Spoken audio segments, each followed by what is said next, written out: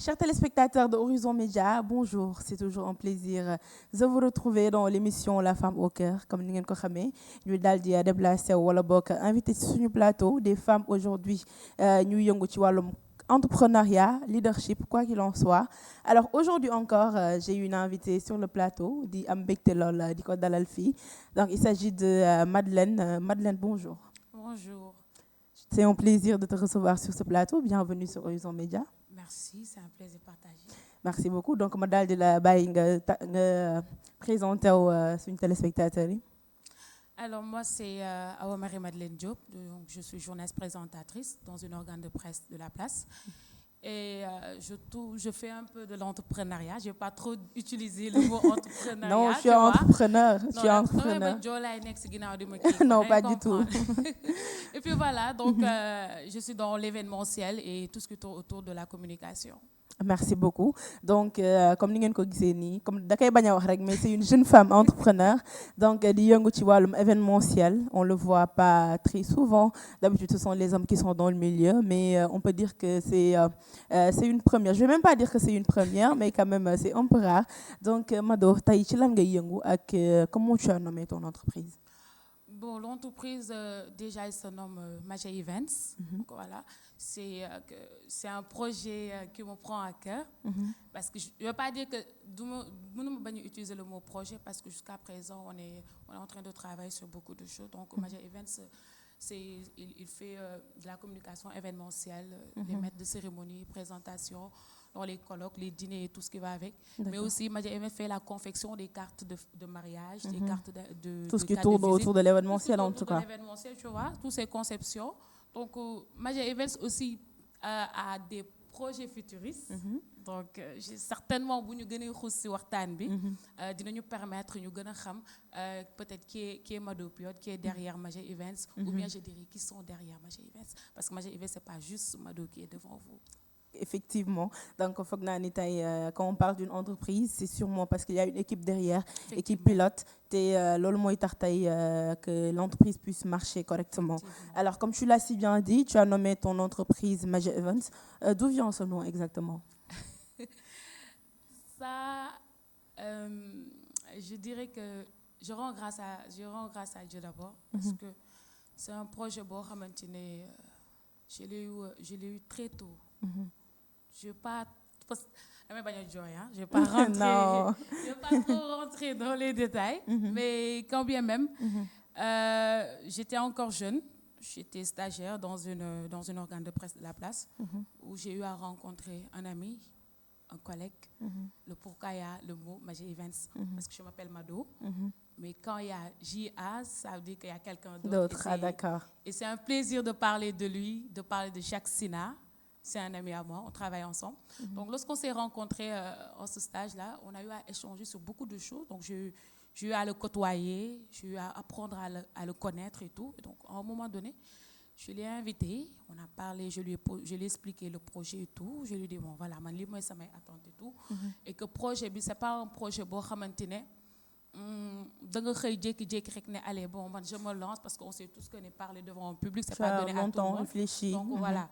J'ai pris le temps de lui expliquer, de partager le projet et tout. Après, je lui ai dit, maintenant, parce que ce projet, ce n'est pas un projet de Mado seulement qui est là tout le temps devant l'écran avec le micro. Non, non, non. L'idée, c'est que quand on parle de Magia Events, on doit avoir un double. Effectivement. C'est-à-dire faire un duo. Ce n'est pas pour rien à l'entendre de mes propos. Je te disais que ça nous permettra ou ça permettra à nos chers téléspectateurs de découvrir ou bien de comprendre mieux comment dirais-je, le nom de Magia Events et sa conception. Donc voilà, c'est comme ça que c'est venu, le nom de Magia Events. Donc je lui ai dit, comme on sera deux, il n'y a pas de souci.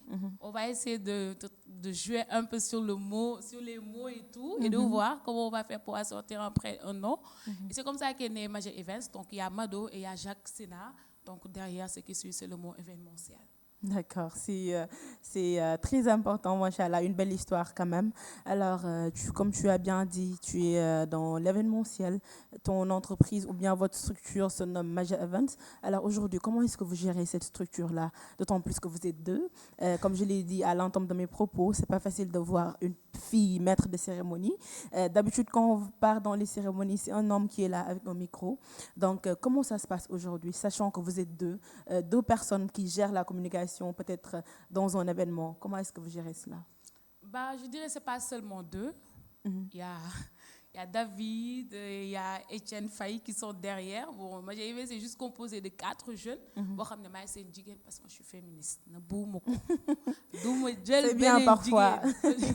Moi, c'est une jigène, donc nous sommes gouriots, machallah. Donc voilà, tout le temps, c'est moi qui viens, je mets la pression et tout. Donc voilà. Et l'idée pour les deux, c'était que ne pas être tout le temps, comme je l'ai dit tout à l'heure, ne pas être tout le temps devant l'écran. Un exemple aujourd'hui, si on a un marché, bien si on a 2 marchés pour une date, je ne peux pas gérer 2 événements. Ça, c'est sûr. C'est tu vois, je suis sérieux. Et puis voilà, donc je me suis dit, attends, mais quand c'est 2, c'est encore mieux. C'est sûr. Donc c'est la raison pour laquelle j'ai dû appeler Jacques Sénat pour lui dire, viens, on va travailler ensemble. Donc pour nous démarquer un peu des autres entreprises événementielles qui sont dans la place, je l'ai invité. Donc quand on est 2, quand on a 2 événements pour une date, donc je peux aller sur l'autre et Jacques Sénat pourra gérer l'autre événement. Donc voilà, l'idée est sortie un peu de là. Donc on s'est dit, parfois, on a des duo parce que c'est encore beaucoup mieux. Parce que quand il y a un événement, que ce soit un dîner, que ce soit un colloque ou un mariage, on sait tous les aléas des événements. Effectivement. Un événement qui est parfait, amour. Un événement parfait, amour. Donc je vois, rien n'est parfait. Voilà, ça juste amour. Il faut quelques failles et tout. Donc et quand on est 2, si événement bobu non, they masquer le bruit en fait. Effectivement. They masquer le bruit. Donc taille bu Jacques nek fi Mado peut régler autre chose à côté. Et puis voilà, il y a cette ambiance de duel, ça nous fait plaisir quand on voit les gens qui nous disent non mais attends, Modou, gisatuñ leen ngeen ànd yak Jacques. Qu'est-ce qui se passe? Tay dañuy gis chaque événement. Non, c'est pas ça. C'est pas forcément que on est 2, que chaque événement on se doit faire un duo. Non, c'est pas comme ça parce que parfois Jacques nek feulé, ma nek feulé. Parfois aussi il y a l'indisponibilité. Effectivement. Donc, je crois que c'est bien réfléchi de travailler à 2 pour cette entreprise. Ah, machallah, c'est très bien en tout cas. Donc, tu as bien sûr dit tout à l'heure que vous êtes 4. Maintenant, en dehors de ces 4 personnes-là, il n'y a pas d'autres personnes qui sont derrière. Est-ce qu'il y a des partenaires qui sont là et qui vous boostent, qui vous accompagnent? Si, c'est parce que l'eau gis rek dafa am lu tax. Si Mado a ce cran d'être là, ou d'être même sur ce plateau, c'est qu'il y a un bon nombre qui sont derrière. C'était pas facile, surtout avec la famille et tout, c'était pas facile parce que jusque-là, man rek ma don dem. Donc, dama fit. Man, awma khas, awma dara, dama fit. Surtout quand on va entreprendre, il faut nga fit. Voilà, surtout nga nek jigen aussi. Ouais. Si domaine bi avec tout ce qui va avec xam nañ bu baax ni muy démé yombul mais am nañu machallah en dehors de David et de Etienne, franchement de belles personnes, de bonnes personnes qui sont derrière nous, qui ne cessent de nous encourager et tout. Et on a aussi des partenaires qui nous habillent généralement quand on sort pour faire nos présentations et tout. Et Inch'Allah, amna yenen yu ñew ci ginaaw. Inch'Allah, dina baax. Alors, Taï, tu as dit à l'entame de tes propos que tu es journaliste et présentatrice, ce qui veut dire naturellement que tu as eu à faire la communication. Donc, est-ce que c'est cette communication qui a fait que tu as décidé de te lancer dans l'événementiel? Ou encore, c'est un projet bien avant qui a précédé ce choix de faire la communication? C'est un projet bien avant. C'est un projet bien avant. Parce que j'ai pas... Bien avant même que je commence à faire... que j'ai eu à faire la formation de journalisme et tout, j'ai très tôt entré dans ce domaine. Ça dit, man, je pour une école de journalisme, pour une formation, pour faire du journalisme. Non. D'accord. Dans tel sop. Très important. Donc quand je pars quelque part, je discute, j'échange et tout. Voilà, et c'est ce qui me permet tout le temps d'avoir d'arriver à avoir ces rencontres ou ces liens avec certaines personnes que je rencontre. Et action de grâce, je vais en profiter pour le remercier de mon retour, mais il va se reconnaître. Donc, je l'ai rencontré ben mercredi décembre à l'église, comme ça. Mu téye micro ma pare ma ne ko grand li ngay def maa ko dàq. Il me fait mais yow am nga fit ma ne ko jàng ma maa ko dàq. Après comme ça, il m'a invité chez lui, on a commencé. ñuy liggéey ñuy job. C'était ma première fois may téye micro, après j'ai pas lâché. Depuis lors nag ma ne acca nag. Là, j'ai découvert le génie qui est dans ma dos. On va pas se lasser, on va se lancer. Après, comme ça, très tôt, je commencé à dégoûter sur certaines radios de la place. Rarement mon diplôme. Alors que tu ne faisais même pas encore le voilà, journalisme. Je n'entendais pas. Je commençais à faire mes voix off et tout. Parce que très tôt aussi, dès le bas âge, j'ai très tôt su que j'ai ce cap en fait. C'est-à-dire quand ça je arrive, effectivement. j'attire les personnes. C'est sûr. J'ai la voix captivante. Ouais. C'est pas pour me vanter, mais si, ça arrive. C'est un don en fait. Effectivement. Et je rends grâce à Dieu, c'est un don. Et daf ma top depuis temps boy. Dama ko tàmm ça damay wax man moom damay wax.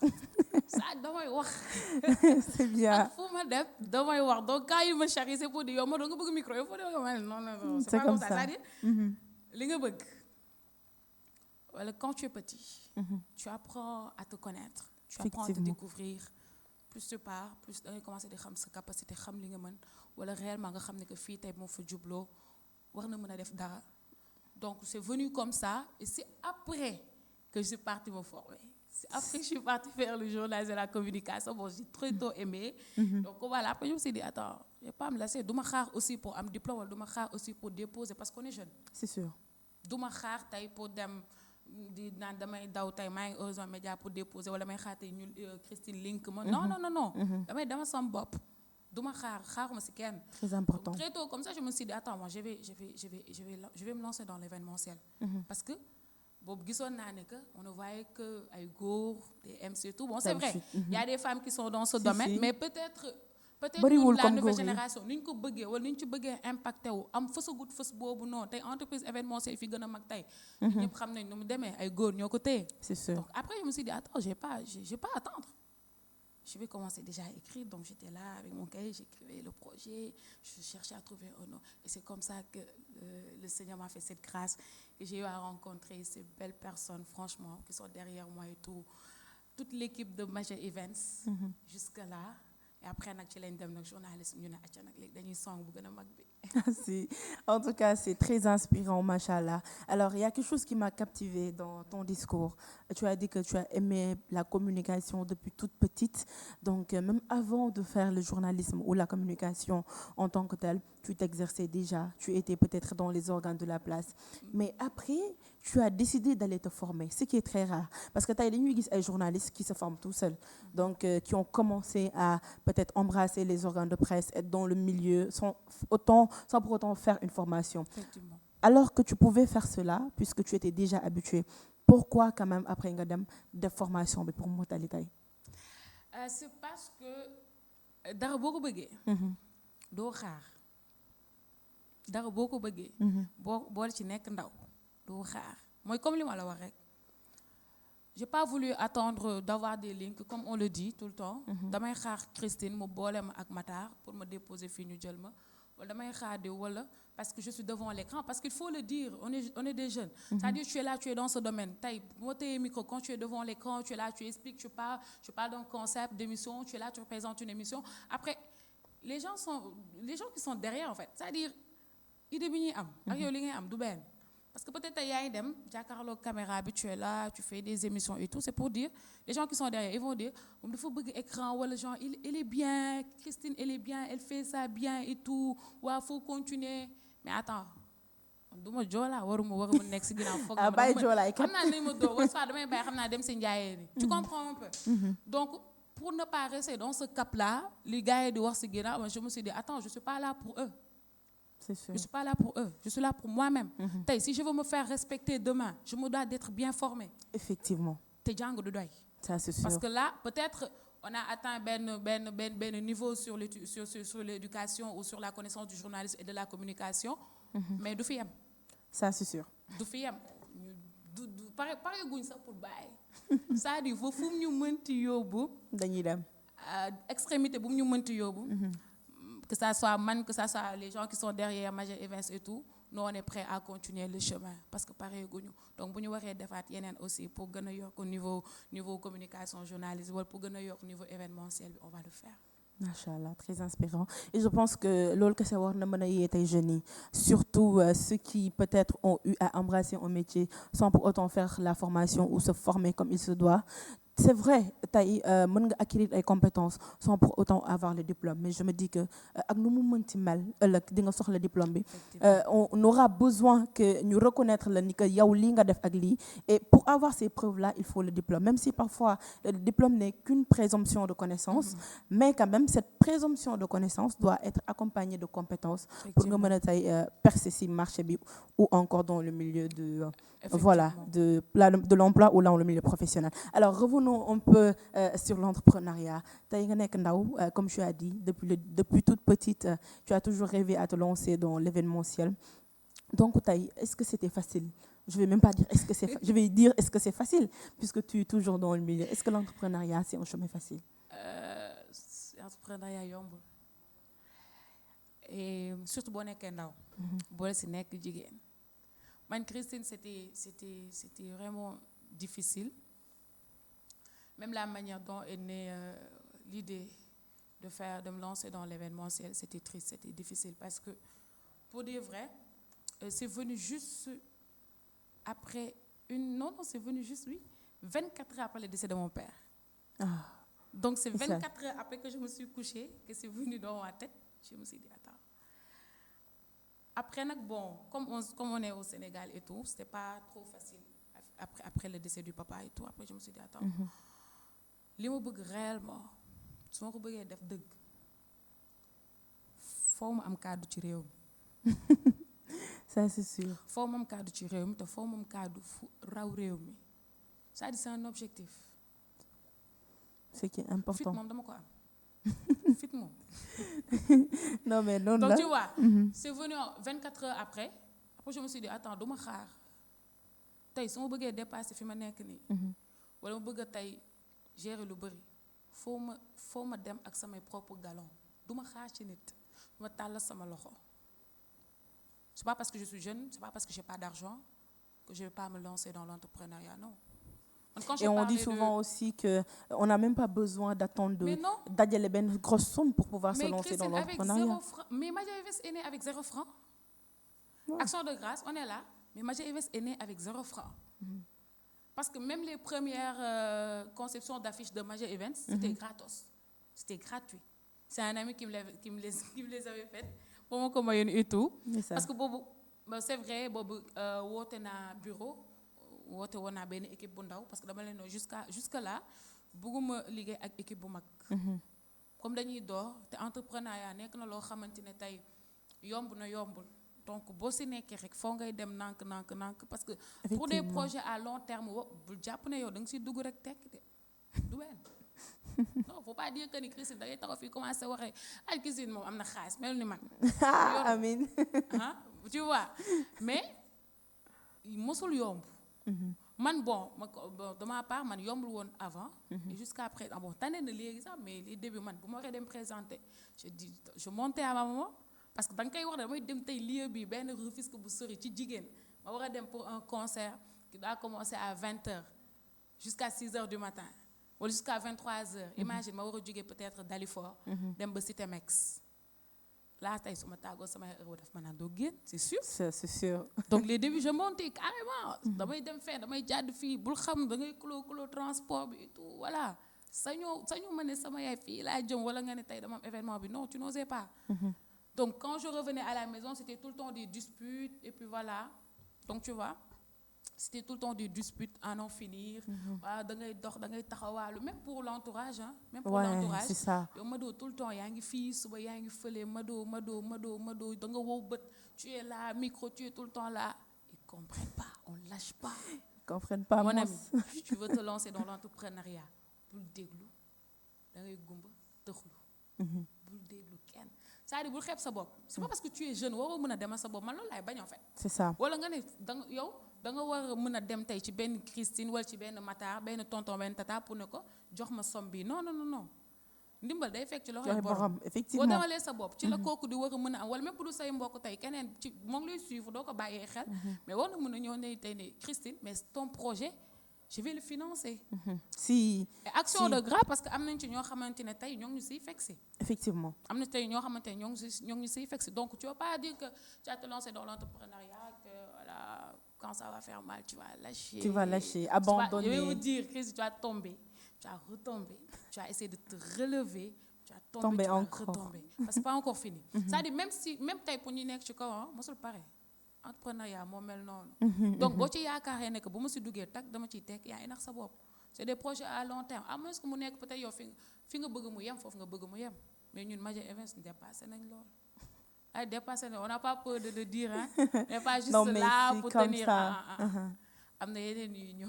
Machallah. En tout cas, c'est très important et surtout quand on est jeune aussi, comme tu l'as si bien dit, ne pas avoir peur de se lancer dans l'entrepreneuriat tant qu'on le veut.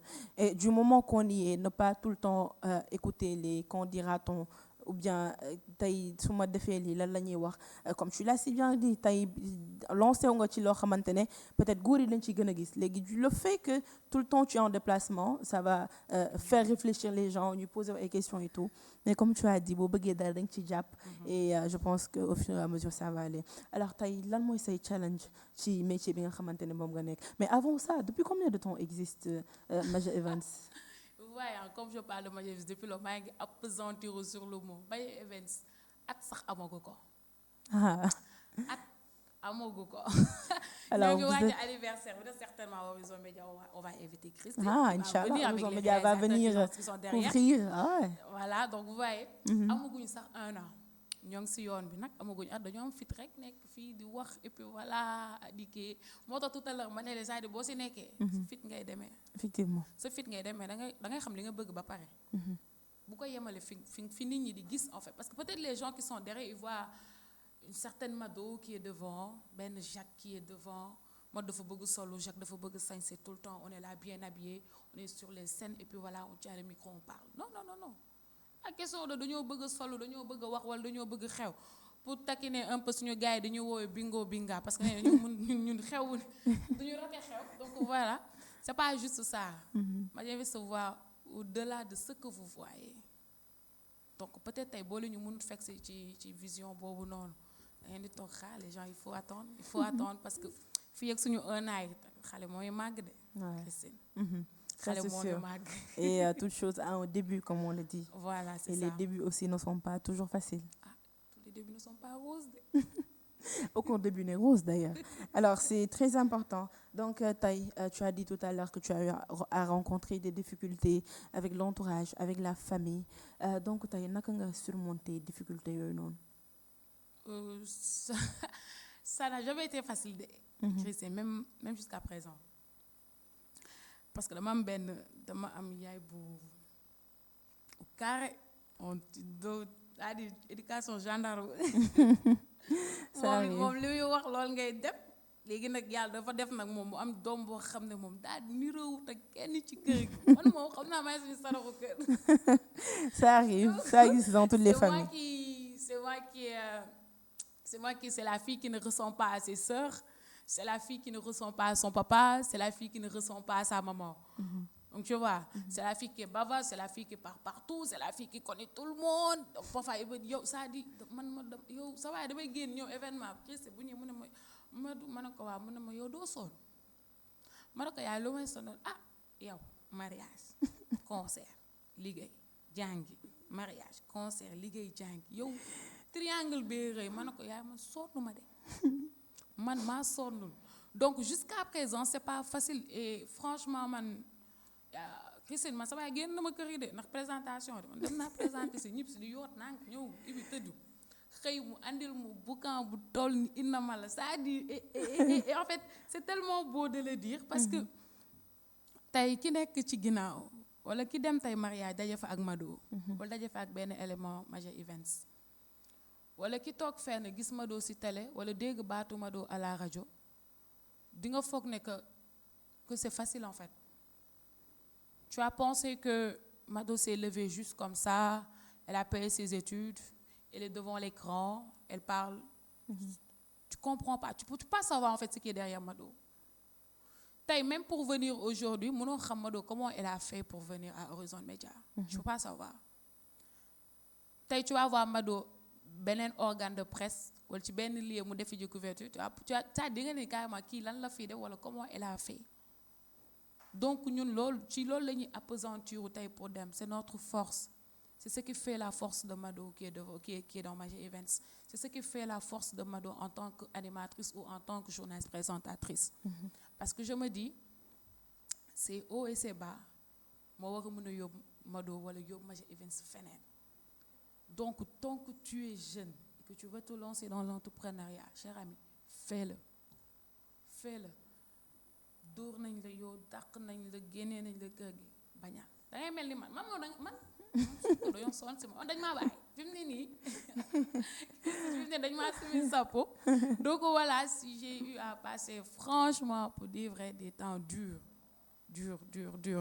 da ngay présenter ñëw ñu génne la kër gi menacer la génne la kër gi wax la tey luy tàq te du fay ma gàdduwaat sama yére toogaat te nag xool semaine boobu Christine lay gën a lijjante ben marché pour démat sur le terrain. La persévérance. Voilà, on lâche pas. Donc tant que tu veux te lancer dans l'entrepreneuriat, c'est pas facile. C'est pas facile. C'est pas facile, surtout quand tu n'as pas de financement et que tu t'es levé de 0 francs. Donc il va falloir que tu am ben challenge boo xam ne da nga koy tegal sa bopp. Tu vas te dire que en fait bon man li ma bëgg bu ma bëggee yegg fi ma yegg en fait il faut que ma won sama nit wala tey sama entourage lii moo taxoon may rey sama bopp. C'est ça. Donc tu vas te mettre dans la tête de 0 à héros. Et je pense que tey am na fu ngay toll nit yi di wax tu peux pas leur répondre par les mêmes paroles. Il faut que tu les répondes par des actes. Comme tu as dit, peut-être les débuts n'étaient pas faciles avec la famille, avec l'entourage. Mais ils vont se dire, oh, quand telle personne, donc tu vas leur faire comprendre la chose sans pour autant avoir à ouvrir la bouche ou à prononcer des choses. Je pense que c'est très important. Et quand on est jeune ou quand on est entrepreneur, cette persévérance-là, elle est importante pour pouvoir atteindre ses objectifs. Alors, Mado, aujourd'hui, elle est journaliste présentatrice. Mado, elle est dans l'événement aussi, elle maître de cérémonie. Comment tu fais pour allier ta carrière d'entrepreneur et ta profession en tant que telle? C'est pas facile. C'est pas facile. C'est pas facile. Mais pour moi, en fait, l'entrepreneuriat était là bien avant le boulot. Je ne vais pas lâcher l'entrepreneuriat pour le boulot. Mais est-ce que tu vas laisser le boulot pour l'entrepreneuriat? On va essayer d'allier les deux. Mais l'entrepreneuriat, ça c'est sûr et certain que Mado n'est pas prête pour la lâcher pour le boulot. Je ne suis pas encore prête pour laisser l'entrepreneuriat pour le boulot. Parce que une chose est sûre, moi que life bi fu mu toll. La vie elle est difficile. Donc tey da ngay jàng yor say lijaasa mënoo am liggéey. da ngay jéem a ut link mënoo am liggéey. xam nañ bu baax lan mooy daw ci milieu bi. da ngay ñëw aussi liggéey ñu lay tegal lu tar di la tegal ay conditions sinon on va pas te prendre. C'est ça. Sinon on va pas te prendre. Et parfois tu vois tey da ngay gis kenn toog ci benn plateau wala mu nekk tey ci benn position boo xam ne yow da lay leer kil ne kii nii tey fi mu toog ne place Christine la wala Christine waroon na fa mën a toog te toogu fa. Tu vois. Donc tey bu fekkee ne yow da ngay xaar ci salaire minimum salaire boobu non wala da ngay xaar ci minimum per diem de transport boobu non mais doo dem. Donc tu es obligé d'essayer d'être intelligente et de voir comment tu vas allier le boulot et le travail. Donc généralement nous nos activités on a nos activités les samedis. Tu vois. Donc on a les activités les samedis, même si je sais que je bosse les samedis. Et ça dépend aussi du calendrier et les organes de presse, tu vois. Donc on essaie toujours, moi je l'ai dit dès le début, le projet est mûrement réfléchi, de travail à deux. Très important. Donc vraiment, je vais même dire que c'est inspirant. Il y a beaucoup de jeunes qui sont là, peut-être ils n'ont pas eu la chance d'avoir ce boulot-là après l'obtention de leur diplôme. Donc l'entrepreneuriat est là. Mais il y a cette peur, Mado. Tey nan ngay wax xale yooyu nga xam ne ces jeunes qui veulent entreprendre mais qui ont peur d'entreprendre, de se lancer dans l'entrepreneuriat. En fait, il faut pas avoir peur. Il faut pas avoir peur parce que borom karaw bu ñuul ñàkkul dara. Mooy li ma wax sànq rek dama siy delluwaat balaa ma koy tënk. Mooy que ni quand tu as l'idée de te lancer dans l'entrepreneuriat, du moment où tu as l'idée rek. fonce. C'est pas parce que wax nga ak Mado mu ne la waaw da ngay jéem a def ba parce que tamit nekkul na dafa dox ci Mado day dox ci Christine. dafa am ay stratégie am aussi ni nga koy tëralee am aussi projet yi dañoo différé en fait dafa mel tey kuy jaay parfum man mën naa di jaay parfum en ligne ngay jaay parfum en ligne bokkuñu marché. C'est sûr. mu dox si yow du dox si man. mu dox si man du dox si yow. link yi du benn. Et c'est normal d'avoir peur. Man au début, mais dans le milieu, combien de fois tu rencontres des maîtres de cérémonie ou des frères et sœurs journalistes dans ce domaine? C'est-à-dire, dafa am yu sew yu dugg ci biir. Du coup, yow mi nekk ci ginnaaw tey bëgg a entreprendre boo déggee yooyu noonu da ngay jéem a reculer da ngay ne tey est-ce que mu ci duggee dañu jéem a damm samay laaf jéem a damm samay tànk mooy li ma wax rek da ngay mel ni fit. gëm sa bopp da ngay gëm sa bopp parce que ndaw nga yow war amoo looy ñàkk. borom karaw bu ñuul nga tey c'est pas parce que projet bi donc ko teg que ça n'a pas marché que l'autre ne marchera pas. Si c'est pas Paul c'est Pierre. C'est sûr. Ouais. Donc amul loo xamante ne war na la mën a freiner donc même à 0 franc mooy li ma la wax rek ma j'ai investi à 0 franc. ñoo rend grâce à Dieu fi ñu nekk nii suñu première affiche dañu ko defaral gratuitement dama topp kooku ne ko danga may defaral affiche danga may bindal lii danga may defaral lii danga may defaral lële. Et pourtant nous en sommes là ñoo ngi sant yàlla amaguñu at bébé lañ ba tey mais ñoo ngi dund. Donc tu vois te xale wuy dooru juddu c'est sûr et certain que par la grâce de Dieu kooku day màgg.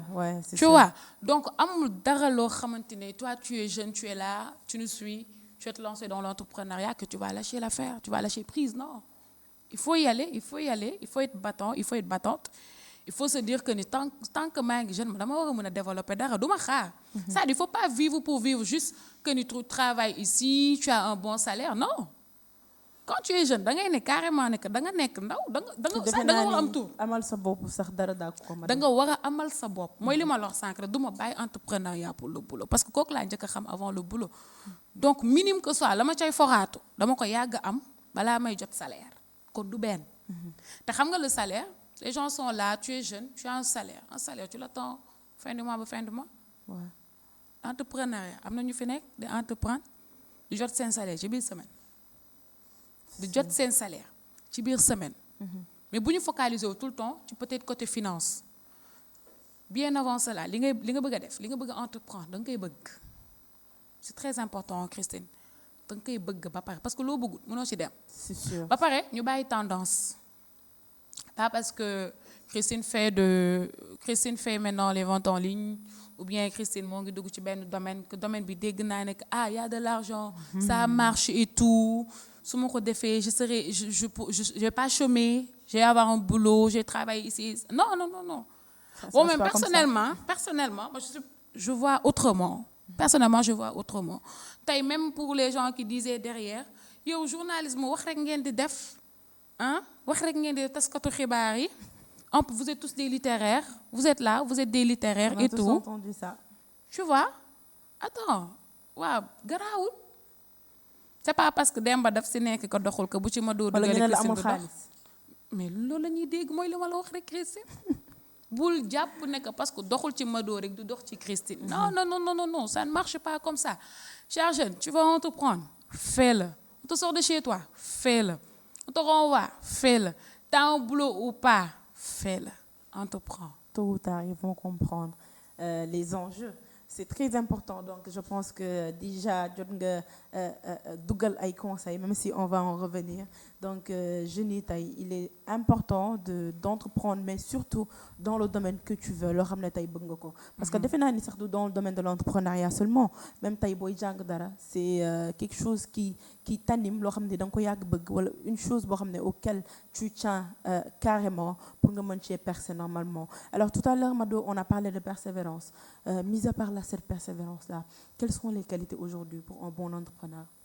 Il faut avoir le courage. Il faut avoir le courage bien avant de bien avant de parler de persévérance. Parce que si tu n'es pas courageux ou courageuse, doo dem. C'est sûr. Faut nga dëgg. Quand tu n'es pas courageux, tu tombes et tu te relèves pas. Voilà. Tu vas pas persévérer. Tu vas pas persévérer. Et tu vas pas atteindre au bout parce que da ngay gaaw déstabiliser wu. Tu as lâché trop tôt. Donc, il faut être courageux. Comme les may wax rek, dinañ la rëq, tu as tombé, tu as été déstabilisé, les gens n'auront pas confiance en toi, mais toi, aime d'abord ce que tu veux faire. Il faut d'abord l'aimer. Il faut aussi connaître ce que l'on veut faire ou sur quoi l'on veut entreprendre. Ça, c'est deux. Il faut être courageux. Motivé. Surtout. Et être motivé. Boo amee ñett yooyu ba pare da ngay am persévérance. C'est sûr. Par force. Parce que boo xesee am ñett yooyu yaa ngi xalaat ne que tout le temps am na lu ma tàmbali. am na ñu nekk sama ginnaaw. Même si on ne parle, un exemple, même si on ne parle pas de Major Events partout dans les médias ou partout dans le monde entier, minime que soit, il y a des gens qui suivent Major Events. Minime que soit, am na ku la bëgg. Minime que soit, am na kuy bàyyi xel wala kuy bàyyi nopp yow si li ngay def. Mënut ñàkk. Balaa nga koy xam, boo xawee fakastalu rek ci sa business wala ci li nga bëgg a entreprendre nga gis kenn woo la sa suuf wax la wala mu def la remercier. Mais loolu bu la yokkul jom nga persévérer da ngay bàyyi donc faut nga am courage bëgg li ngay def ba pare xam li nga bëgg. Machallah, c'est très important. Alors dañuy daal di def benn pause publicité avec la complicité de la. Vous avez toujours rêvé de créer votre propre boutique en ligne? Ne cherchez plus. Avec Jack, vous pouvez concrétiser votre ambition en un clin d'œil. Faites comme Tina et lancez votre boutique en ligne dès aujourd'hui. Chez Jack, nous vous offrons une plateforme simple et intuitive pour créer votre boutique en ligne en quelques étapes seulement. Que vous soyez passionné de mode, de décoration ou de technologie, Jack vous accompagne dans la réalisation de votre projet. N'attendez plus, faites comme Tina et devenez un entrepreneur prospère. Grâce à Jack, vous ne serez jamais seul dans cette aventure. Alors, prêt à faire le premier pas vers le succès? Rejoignez dès maintenant la communauté Jack et faites comme Tina en créant votre propre boutique en ligne. C'est simple, rapide et gratuitement. Alors merci à la régie pour cette page pub. Donc ñu daal di ñëwaat ci plateau bi toujours avec notre cher invité. Donc Mado, tey yan conseil ou encore avant d'en arriver au conseil, tu es jeune, tu es femme. Est-ce qu'en tant que femme entrepreneur, tu as eu à bénéficier de certains avantages ou de certaines opportunités? Oui, bien sûr, parce que tu sais, xam nga jigéen, c'est plus facile ou bien c'est plus facile même d'avoir de la compassion ou avoir l'idée d'aider une femme qu'un homme. Ouais. Bon, privilège boobu bu leen mer nag voilà privilège boobu noonu yàllaa ko def si ñun. Surtout quand tu es jeune, parce que dañ lay gis après c'est pour te dire attends da nga nekk xale bu jigéen ba pare mooy comme li ma la wax rek xam nga guddee yenn guddee yi ci jigéen c'est pas évident. xam nañ ne que dëkk bi dafa métti et tout agression mën na si fekk leneen ak leneen te pourtant dañ koy ñàkkante et on part même dans les régions. Major Events sort au niveau de Dakar. Major Events n'est pas seulement accentué à Dakar. Inch'Allah. Major Events commence na dem ci région et tout Saint-Louis, Fatick, Kaolack et tout. Donc tu vois. Donc tey nga nekk jigéen bëgg a dem tout le temps yenn zone yooyu noonu yaa ngi voyager. Il y a ta vie, il y a comment dire, il y a la famille derrière, il y a l'entourage. Donc c'est pas facile, mais action de grâce parce que si yoon bu xat-xat boobu noonu, c'est sur ces montagnes dures qu'on arrive à rencontrer des frères et des sœurs ou qu'on arrive à rencontrer de bonnes personnes.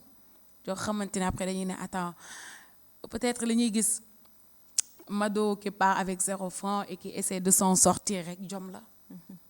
Donc après da ngay gis kenn ku ne ku la woo ne la allo seen prochain événement lii ak lii. wala nga gis kenn ku la ne allo boole naa la ak diw de parce que mu neen dafa soxla événement te dafa doon wax ci lii ma ne ko faut appeler Major Events, faut communiquer avec Mado ou faut parler avec Etienne ou David affaire yooyu noonu. Donc tey c'est dire que ni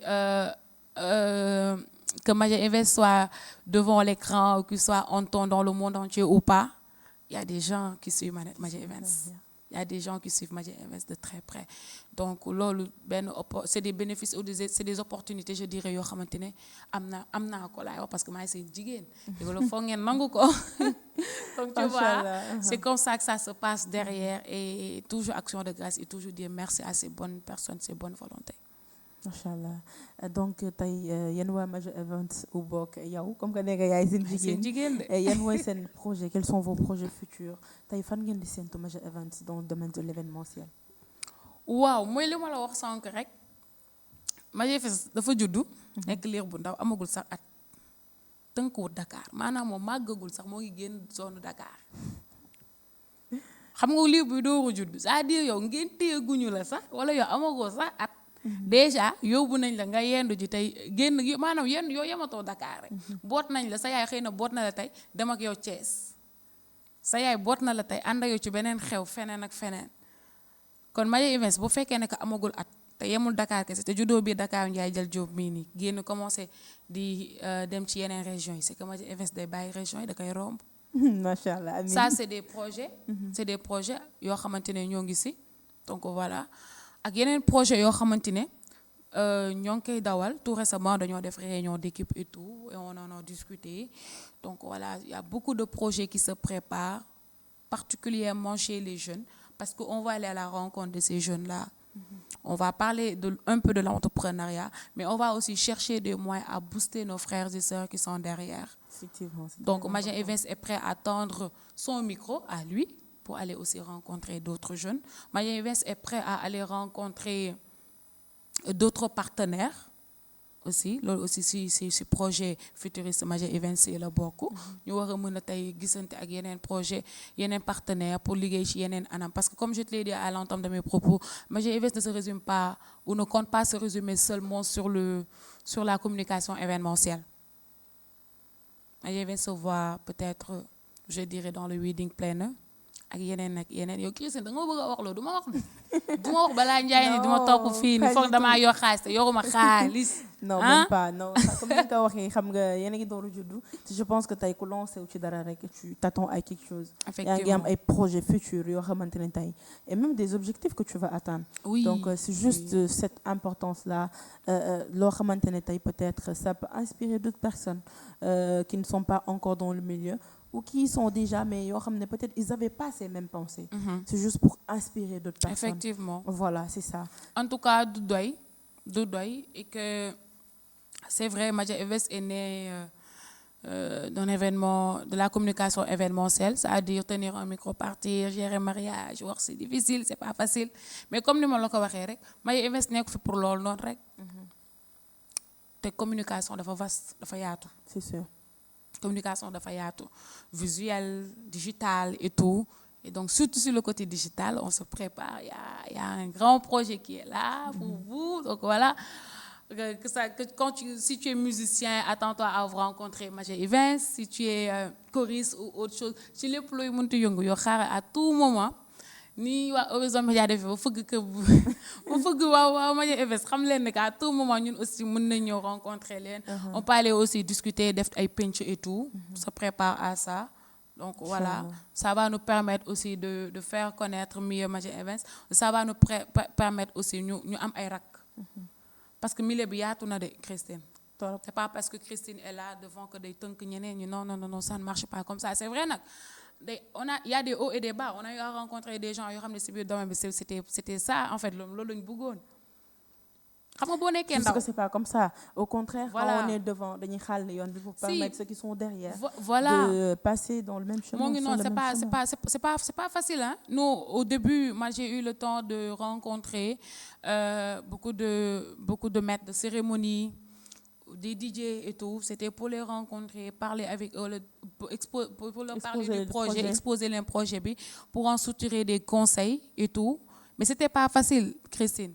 Il y a eu des portes qui se sont enfermées. Ouais, c'est sûr. Il y a eu des portes, des personnes qui vont te décourager. Voilà, c'est vrai. Man en personne, dama dem carrément pour voir ak ñoom. C'est-à-dire, bi may tegal kooku noonu le projet di ko expliquer, c'était dama doon xaar ci moom tey benn conseil parce que tey man je me dis quand la personne vient te voir pour te parler de quelque chose c'est parce que cette personne en fait te voit comme un modèle. Effectivement. C'est parce que cette personne te voit comme un mentor dans ce domaine donc minime que soit même bu dee benn conseil bu ndaw àpp ko pour jox ko ça c'est pas parce que donc conseil que boy bi da lay dépasser wala boy bi day def plus. Mais je pense que tey sax au moins tu es dans quelque chose nga am ay rak yow tey bëgg nga sa rak yooyu tey dépassé la. Ça doit être une fierté. Quand on a un bon cœur. Wow. Ça doit être une fierté. Donc je te jure Christine, c'est pas facile de. Même pour les entrepreneurs là qui nous suivent, c'est pas facile. Di nga dem tay ci ben Christine tay pour ne ko Christine comment tu fais pour t'habiller? C'est comme si nga gis kenn muy solo ben styliste qui a un bon style wala même qui n'est pas un styliste mais bu am ben style bu nice et tout, tu t'approches, tu lui dis attends faut jëndee lii wala faut dem ça dit parfois nit ki day japp ne que concurrence la wala da ngay toppandoo. Tu veux limiter non.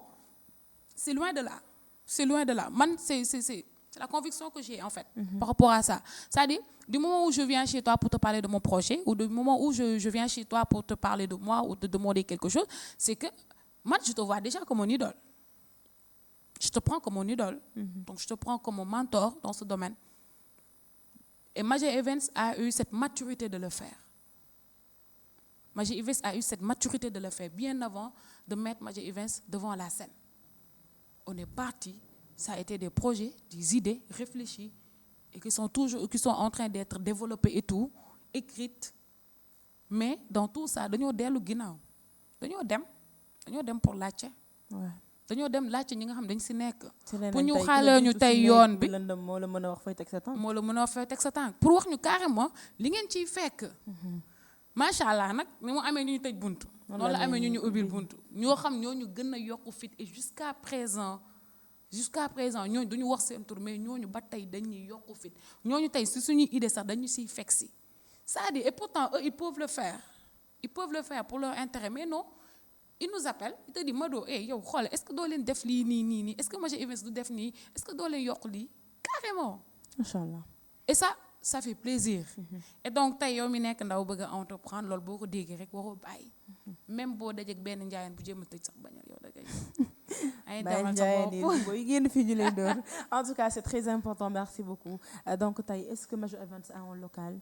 Peut-être bu nekk Dakar koo xamante ne bu leen bëgg a contacter dina mën a déplacer wu ñëw ba foofu ou comment ça se passe? Ah, ça on dit action de grâce. On dit amen déjà parce que peut-être ñaan buy waaj a ñëw la. Major Events n'a pas de locaux. Pour le moment, pour nous contacter, il faut passer... on a un manager quand même. On a un manager, M. Etienne Faye. Donc, il fait partie même de l'équipe. Donc, on a ses coordonnées sur nos différentes cartes de visite. Quand nous rencontrons les gens ou quand nous partons dans les événements, nous partageons nos cartes de visite et tout. Et Major Events aussi est présent sur Instagram, sur Facebook, sur les réseaux sociaux. D'accord. Donc, de bouche à oreille, ça passe. Après, c'est comme ça qu'on arrive à échanger nos contacts et tout. Très important. Et donc, ce projet local, Inch'Allah. Tu vois, donc les projets sortent petit à petit. Donc, mobile rek nga daldi joxe peut-être ces contacts là pour les personnes qui nous suivent et qui voudront après contacter Major Events pour leurs événements, pour ay affiches yu demee noonu rek nga jaar fa daldi tàggatoo. Ta waxtaan bi am na solo trop machallah mais temps bi daldi nañuy xoj. Ouais, lol aussi c'est le beaucoup. Donc voilà, donc pour contacter Major Events, vous pouvez passer sur nos différents réseaux sociaux. Ça va vous permettre non seulement de voir ce que fait Major Events et tout, et de là vous allez trouver le numéro de notre manager, Etienne Faye. Et sinon, vous pouvez toujours me contacter aussi directement ou contacter un chaque sénat que vous allez rencontrer et tout. On a un numéro, 77 824 11 00 ou 77 093 83 09. Donc voilà, sinon, nous allons di remercier Christine ak waa Horizon TV nga xamante ne waa Horizon Média nga xamante ne ñoom ñoo ñu dalal fii et tout. Ma gâté nag de le coup là, ces réalisateurs ils sont bien, donc nous disons vraiment un grand merci. Merci beaucoup, c'est un plaisir vraiment de partager ce plateau avec Christine. Merci, un grand merci à toi surtout d'avoir répondu à l'invitation, mais également à cette belle participation à l'émission. Je pense que tey képp ku nekkoon ci yoonu entrepreneuriat wala boog nga bëgg cee dugg di nga ko yokk fit. En tout cas, ces paroles ont été riches, ont été très importantes, très intéressantes. Donc yéen a ko gisandoo, chers jeunes, chers entrepreneurs, ne lâchez pas. Tant que vous êtes sur le bon chemin, tant que vous croyez en vos rêves, tant que vous voulez atteindre vos objectifs, tombez, mais vous allez vous relever. Soyez persévérants, soyez motivés. Donc, c'était encore votre émission La Femme au Cœur. Nous avons défi dalaloon ki nga xamantene moy Madeleine Diop nek borom Major Events. Di leen jox dig daje très prochainement ci cette beneen numéro Femme au Cœur. D'ici là, portez-vous bien. Guy, Daousilen Gao, entrez dans un monde de style et de saveur au Tamashai Bazar. Waouh, waouh! Nous vous proposons une sélection tendance d'habillement pour hommes et femmes, des produits alimentaires de qualité, des laits pour le corps nourrissant, des chaussures élégantes, des parfums envoûtants et bien plus encore. Rendez-vous au point E, en face du restaurant chinois. Appelez-nous au 77 805 04 59 pour plus d'informations. Ne